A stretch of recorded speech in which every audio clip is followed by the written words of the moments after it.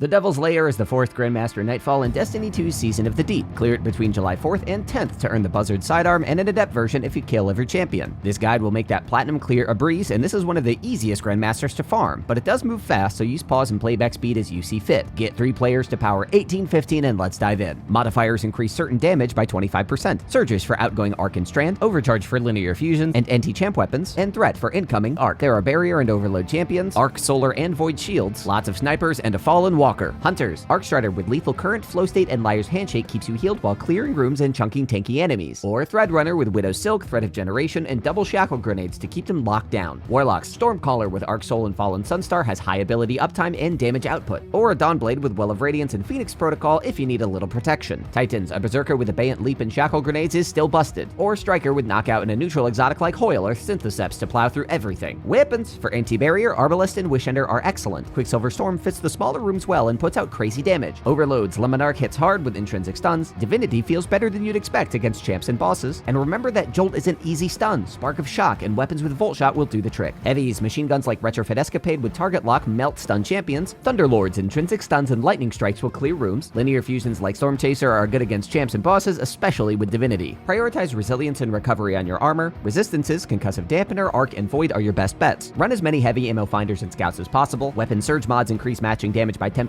for one mod, 17 for 2. Time Dilation makes these armor charge effects last longer. Proximity Ward grants an overshield on finishers. Empowered Finish grants armor charge if you have no stacks. On the seasonal artifact, pick the anti-champ and authorized mods that suit your build best. Arc players, Electric Armor, Amped Up, and Shock and Awe make you a speedy, tanky lightning god. Strand players, Improved Unraveling, Strand Soldier, and Squad Goals combined make you tougher and put out more damage. Into the Strike. Cross the full length of the rocket yard by moving to the left and hugging the wall. There might be an acolyte stuck in this building, just avoid that. Take cover in the exit building, peeking out to clear the overload champ. Inside, kill thralls before they swarm you, making room to target the barrier knight. Next, quickly kill the wizard on the left, then the champ on the right. The rest of this room is attrition. Slowly push up while clearing champions, wizards, and knights. Don't step into the open until the snipers are dead. Start to hack and move to the knocked over train. This is home base. Wave 1, lots of fallen, snipers, captains, exploders, shanks, and marauders. Those exploders can sneak through a little door directly to your left. In wave 2, more fallen and hive will spawn right next to you, including a barrier champ. Duck behind the train as needed, clear out these hive before pushing out. Wave 3, more of the same, but snipers may pin you down. On your way out, kill the overload and adds in the vestibule. Outside, clear the toll booth of its champion and snipers. This is home base. First, clear the garage to your left for breathing room. Next, team up on both brigs. The right has a nearby overload. Dodge fallen walker shots for now. Snipers by the walker will target you anywhere, but take them out as needed. Barrier champs and waves of ads spawn in the central puddle. When you feel ready, team up on the walker and clear out its nearby ads and champs. Clearing this entire area opens the exit door. Kill the ads and overload inside. Climb the stairs to reach the boss room. Sepix Prime won't attack yet. Kill both overload champions to start the fight. A small room off to the left is your home base. It's not perfectly safe, but it's a great place to retreat and regroup. Damage the boss for 1/3 of its health. Ads will spawn at the far end of the arena, including invisible marauders, exploder shanks, and overload champs. Once the boss goes immune, take this time to clear out ads and gather ammo. Don't be afraid to spend supers and heavies on champs or ads. They're more likely to kill you than the boss. They can also enter the home base. Keep an eye on those stairs and have clear communication. Kill the 4 void shielded servitors to drop the boss's shield. Repeat this 2 more times to kill Sepix Prime and clear the strike. That's your quick guide to the Devil's Lair Grandmaster in Season of the Deep. You can watch my full platinum clear to see this plan in action. If these fast endgame guides are helpful, spread the word. If you have tips for builds, weapons, or strategies, comment below and I'll pin the best recommendations for everybody to see. I'll have guides like this for every Grandmaster this season. We'll see you next time. Get striking, Guardians.